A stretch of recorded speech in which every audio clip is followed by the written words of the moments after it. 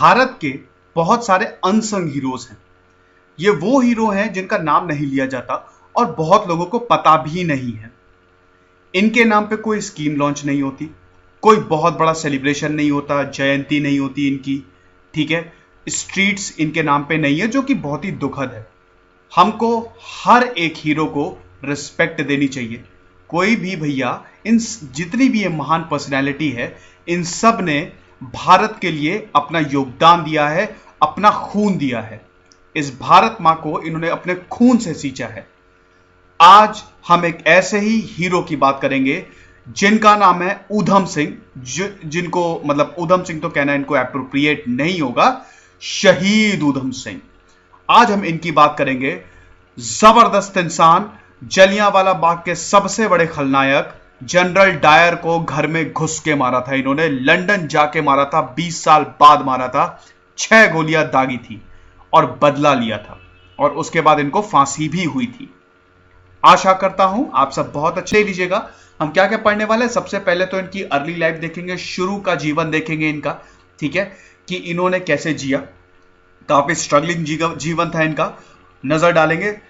एक सबसे बड़ा जो इंसिडेंट हुआ है भारत में और सबसे अनफॉर्चुनेट इंसिडेंट हुआ है जलियांवाला बाग मसाकर। इसमें बहुत लोगों की जानें गई, ठीक है, इस पे हम नजर डालेंगे। काफी अनफॉर्चुनेट इंसिडेंट था और इसी इवेंट के कारण बहुत सारे हीरोज का भी उदय हुआ। भगत सिंह, चंद्रशेखर आजाद और इवन महात्मा गांधी, सब कुछ ये जो इवेंट हुआ ना, ये इसने सब कुछ बदल के रख दिया। तो हम देखेंगे। उसके बाद फाइनली भैया अपना पूरा का पूरा ये जो बदला है वो पूरा करते हैं, कैक्सटन हॉल में जाके मारते हैं ये, इस पे भी बात करेंगे हम। और फाइनली हम शहीद ऊधम सिंह शहीद कैसे हो गए उस पे भी बात करेंगे। इनके ट्रायल और एग्जीक्यूशन की भी बात करेंगे, ठीक है। इंग्लैंड में ही इनको फांसी हुई थी, ये भी आपको ध्यान रखना है। तो चलिए अब आगे बढ़ते हैं। ऊधम सिंह का जो जन्म था, वैसे तो इनका जो बचपन का नाम था वो था शेर सिंह। 26 दिसंबर 1899 में हुआ था और संगरूर डिस्ट्रिक्ट जो कि पंजाब में है, वहां पे इनका जन्म हुआ था। इनके जो पिताजी थे टहल सिंह कंबोज, वो एक रेलवे क्रॉसिंग वॉचमैन थे, ठीक है, मतलब जो क्रॉसिंग पे वॉचमैन होते हैं ना, वो थे। काफी बहुत ज्यादा मतलब समृद्ध परिवार से नहीं थे, ठीक है, थोड़े गरीबी परिवार से थे। स्ट्रगल भी किया था। 1901 में इनकी माताजी की मृत्यु हो गई थी और 1905 में इनके पिताजी की भी मृत्यु हो गई थी, ठीक है। तो बहुत सारी प्रॉब्लम हुई थी, इन्होंने शुरू से ही काफी प्रॉब्लम झेली। दोनों भाई जो थे, मुक्ता सिंह और शेर सिंह, जो कि बाद में ऊधम सिंह बने, दोनों ही बिना माँ बाप के पले बढ़े। इनको ऑर्फन, जब दोनों माँ बाप की डेथ हो गई तो इनको फिर अनाथालय ले जाया गया, ठीक है, सेंट्रल खालसा अनाथालय जो कि अमृतसर में है, वहां पे इनको ले जाया गया और वहीं पे फिर इनकी परवरिश हुई, ठीक है। और एक चीज और बताना चाहता हूं कि उस अनाथालय में जो भी रीति रिवाज थे वो पूरा सिख के थे, ठीक है। इनको प्रॉपर सिख टीचिंग्स दी गई, ठीक है, और वहां पे इनको नया नाम भी दिया गया।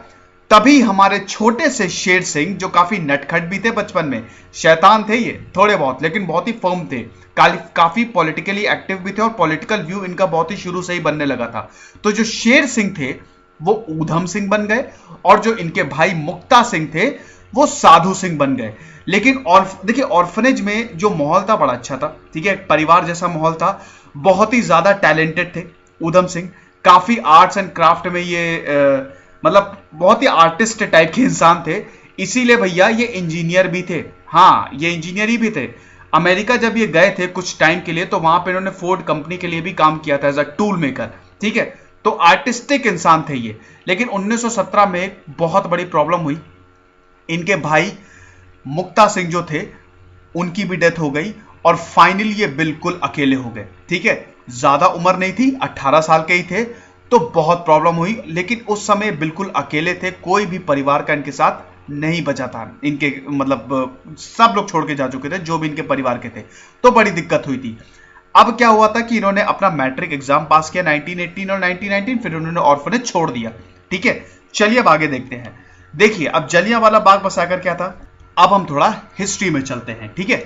देखिए, 1885 में कांग्रेस फॉर्म हुई थी, WC बनर्जी और AOU ने कांग्रेस को फॉर्म किया था। जब शुरू में कांग्रेस आई थी तो बोला था कि अंग्रेजों के प्रिंसिपल पे चलते हैं, और बिल्कुल ऐसे ही था। इवन गांधी जी जब पहली बार कांग्रेस की मतलब जब कांग्रेस को इन्होंने देखा था तो वो भी बड़ा डिसअपॉइंट हुए थे। वो बोल रहे थे कि ये कैसे देश को आजाद कराएगी, साल में एक बार मीटिंग होती है और मीटिंग भी ऐसी कि कुछ अमीर लोग बैठते हैं, डिसीजन लेते हैं, खत्म बात, देश की कोई बात नहीं होती है और सिर्फ चमचागिरी होती है, ऐसे देश आजाद नहीं होगा।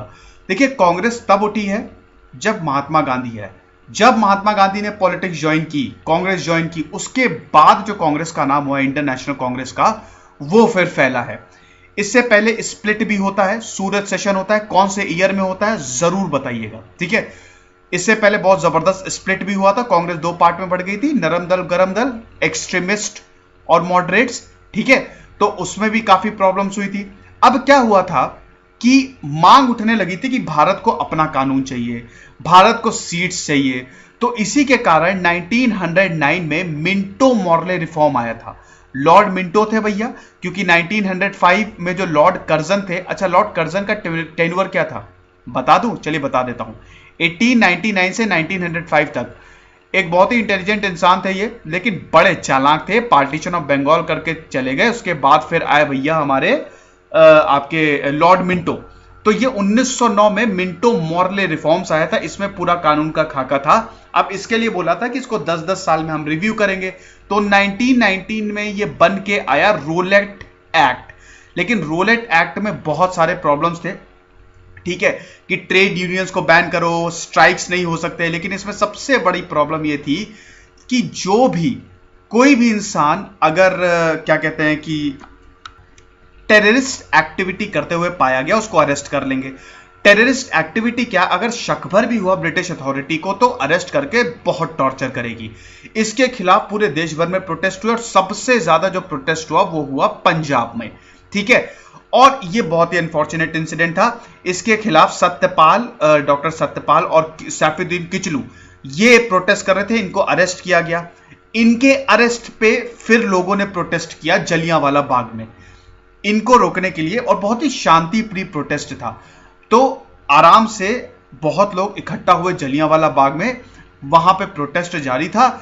पूरी की पूरी आर्मी ने, ब्रिटिश पुलिस ने पूरे के पूरे इस जलियांवाला बाग को घेर लिया। अब सिर्फ एक ही वहां पे एंट्रेंस डोर था और एग्जिट डोर था, एक ही था, एक ही दरवाजा था, एक ही रास्ता था जिससे आप आ सकते थे, जा सकते थे, और बीच में कुआं था, ठीक है। बिना कोई चेतावनी दिए, बिना कोई वार्निंग दिए जनरल डायर ने ये बोला भून डालो, उड़ा डालो सबको, और गोलियां चला दी बस। और इतने लोग मरे उसमें, इतने लोग मरे, 20,000 अनआर्म्ड, कोई भी नहीं था, आराम से प्रोटेस्ट कर रहे थे। बहुत ही शांतिप्रिय प्रोटेस्ट था। हमारे कानून में तो ये बिल्कुल है भी इस समय कि आप शांति से प्रोटेस्ट बिल्कुल कर सकते हैं। निहत्थे लोगों पे गोलियां चला दी। और बैसाखी का दिन था, उस समय जो ऊधम सिंह हैं वो उस समय थे भी, ठीक है। इनफैक्ट ऊधम सिंह जो थे वो वाटर, जो भी मतलब जो भी जरूरतें थी उनकी, जो क्राउड्स की जरूरत थी उनको पूरा कर रहे थे, जैसे पानी देना, खाना देना, ठीक है, वो सारी चीजों को पूरा कर रहे थे। उनके सामने ये सारी चीजें, गोलियां चली थी, ठीक है। तो ये सारी चीजें हुई थी, तो बहुत ही ज्यादा प्रॉब्लम हुई थी। डायर ने तो सीधा बोल दिया था कि उड़ा डालो, बहुत सब दुखी हुए थे। और उसके बाद पूरा कर्फ्यू लग गया था, और जनरल डायर ने एक और ऑर्डर दे दिया था कि जो भी लोग हैं वो क्रॉल करके जाएंगे, ठीक है, कोई खड़ा होके नहीं जाएगा, क्रॉल करके आपको जाना पड़ेगा, ठीक है। तो ये भी उन्होंने ऑर्डर पास कर दिया था, तो इससे और ज्यादा गुस्सा भड़क गया था। महात्मा गांधी जब ये बात सुनते हैं उनको बहुत दुख होता है। पंजाब उनको जाना होता है, लेकिन अथॉरिटीज बोल देती है आप पंजाब बिल्कुल नहीं जाएंगे। ब्रिटिश अथॉरिटीज उनको बिल्कुल मना कर देते कि आप बिल्कुल भी पंजाब नहीं जाएंगे, वरना बहुत बड़ी प्रॉब्लम हो जाएगी। वहां पे दंगे और भड़क जाते हैं तो उनको रोक दिया जाता है, ठीक है, जिसकी वजह से और लोगों में ज्यादा गुस्सा भर जाता है और महात्मा गांधी में भी गुस्सा भर जाता है, ठीक है। लेकिन सबसे ज्यादा अगर किसी में गुस्सा भरता है वो है ऊधम सिंह। अपने भाई बहनों को अपने आंखों के सामने मरता देख वो देख नहीं पाते और बोलते हैं तिलक लगा के मिट्टी का कि बदला तो मैं लेके रहूंगा। महात्मा गांधी ने उसके बाद नॉन कॉपरेशन छेड़ा, लेकिन ये जो बदले की आंख ऊधम सिंह में भड़की ना, ठीक है, वो फिर जनरल डायर की मौत पे ही जाके खत्म हुई। भगत सिंह भी फिर वहां से ही उनका उदय हुआ। भगत सिंह भी जो पार्क था जलियांवाला बाग, जो पूरा एक पार्क था, उसमें मिट्टी लेके आते हैं, बॉटल में मिट्टी भरते हैं, और उस दिन वो पूरा कुछ नहीं खाते, एक अन्न का दाना वो नहीं लेते। और जब वो पूरा मिट्टी भरते हैं और आते हैं तो उनकी माँ देखती हैं भगत सिंह को और बहुत ज़्यादा दुखी होते हैं वो, तो पूछती हैं कि क्या हुआ बेटा, क्यों नहीं खाना खा रहे हो, और ये बॉटल में क्या है। तब वो बोलते हैं ये हमारे शहीदों की मिट्टी है। और उधम सिंह भगत सिंह को अपना हीरो भी मानते थे, ये भी मैं बता रहा हूँ। ठीक है, तो चलिए अब आगे बढ़ते हैं। लेकिन इस चीज से एक चीज और हुई, उधम सिंह फिर पूरे के पूरे रेवोल्यूशनरी हो गए। देखिए ये तो पूरा फेज था ही, 1905 से लगभग 1930 तक ये पूरा रेवोल्यूशनरी फेज था। मैंने बहुत सारे रेवोल्यूशनरी की बायोग्राफीज कवर की हैं। मैंने भगत सिंह के लास्ट लेटर्स, भगत सिंह की पूरी जीवनी, चंद्रशेखर आजाद की जीवनी पूरी कवर की है, तो आप जरूर उन पे नजर डालिएगा, आपको काफी कुछ पता चलेगा। ठीक है, तो ये सारी चीजें थी। तो अब दिमाग तो खराब हो गया उधम सिंह का, प्रण बना लिया कि मारना ही मारना जनरल एडवर्ड हैरी डायर को, छोड़ेंगे नहीं, जिन्होंने 1000 से ज्यादा लोगों को मार दिया। ठीक है, तो ये सारी चीजें थी। अब इसकी वजह से ये कुछ समय के लिए अमेरिका भी चले गए। यूएसए में इन्होंने फोर्ड्स कंपनी के लिए काम किया, कार कंपनी, उसके लिए काम किया डेट्रॉइट में। भैया डेट्रॉइट तो कार मेकिंग के लिए ही जानी जाती है, तो वहां पे इन्होंने काम किया, एज अ टूल मेकर काम किया। छोटे से पीरियड के लिए ही वो यूएसए गए थे और बहुत जल्दी वो वापस लौट भी आए। जैसे ही वो वापस आए, गुस्सा तो था ही, तुरंत मिलिटेंट एक्टिविटीज में लग गए वो। तो इस ग्रुप से, बाबर अकाली ग्रुप से खासा प्रभावित थे ये शहीद उधम सिंह, और पूरा का पूरा इन्होंने इस ग्रुप को डिवोट किया, काफी कुछ सीखा भी इन्होंने। ठीक है, और वहां से वो कुछ रिवॉल्वर्स भी लाए थे। अब ये बंदूक लेके घूमते थे, लाइसेंस था नहीं, आर्म्स एक्ट के तहत। देखिए उस समय तो धरपकड़ चल रही थी, मैं आपको पहले ही बता दूं। ठीक है, पूरा का पूरा ये वैसे तो भगत सिंह के ग्रुप के साथ भी इन्वॉल्व थे, और पूरा का पूरा धरपकड़ चल रही थी, क्योंकि 1919 में ही जो रूलेट एक्ट आया था वो 1929 में आना था। ठीक है, लेकिन पार्टी चेंज की वजह से वो सीधा 1927 में आया। ठीक है, साइमन कमीशन के नाम से। अब साइमन कमीशन के नाम से तो आपको पता ही है कि बहुत ज्यादा प्रॉब्लम हुई। प्रॉब्लम क्या हुई कि लाला लाजपत राय, जो कि इसके खिलाफ, अगेन इसमें 1927 में भी यही प्रोविजंस थे बहुत ज्यादा, कि जो कमीशन थी उसमें एक भी इंडियन नहीं था, तो इसके खिलाफ भी बहुत ज्यादा गुस्सा था। लाला लाजपत राय ने प्रोटेस्ट किया इसके खिलाफ, उनको लाठियां पड़ी, उनकी डेथ हुई। अब भगत सिंह इससे बहुत ज्यादा गुस्सा हुए। ठीक है, भगत सिंह ने उसके बाद फिर अटैक किया और सॉन्डर्स को मारा उन्होंने। ठीक है, और इसी बीच उधम सिंह को अरेस्ट कर लिया जाता है, क्योंकि उनके पास रिवॉल्वर, सबकी रिवॉल्वर पाई जाती है और सबकी धरपकड़ चल रही होती है। सीधा का सीधा ब्रिटिश का ये ऑर्डर होता है, पकड़ो, मारो, जेल में ठूसो और जो करना है करो, लेकिन इनको सरकार के खिलाफ प्रदर्शन ना करने दो। ठीक है, तो बहुत ज्यादा प्रॉब्लम होती है। आर्म्स एक्ट, जो कि 1927 में इनको उसी प्रोविजन के हिसाब से अरेस्ट किया गया और 4 साल की इनको जेल हुई थी। ठीक है, 4 साल तक ये जेल में थे। ठीक है, अब जेल में भी इनके साथ व्यवहार बहुत अच्छा नहीं होता था। ठीक है, बहुत ज्यादा दिक्कत होती थी, और जब ये वापस आए तब भी इनके साथ अच्छा व्यवहार नहीं हुआ था। लोकल पुलिस ने इनको काफी हरास किया था, जेल काट के आ रहे थे, और उस समय पूरी की पूरी जो पुलिस थी वो ब्रिटिश के अंदर थी। आप सोच सकते हैं, चंद ब्रिटिशर्स हमारे पूरे देश को रूल कर रहे थे। ठीक है, तो जो यूनिटी है ना, वो जो उस तरह के आनी चाहिए थी वो नहीं आई। वो बाद में फिर गांधी जी और भी जो काफी हमारे क्रांतिकारी थे वो लाने में कामयाब रहे।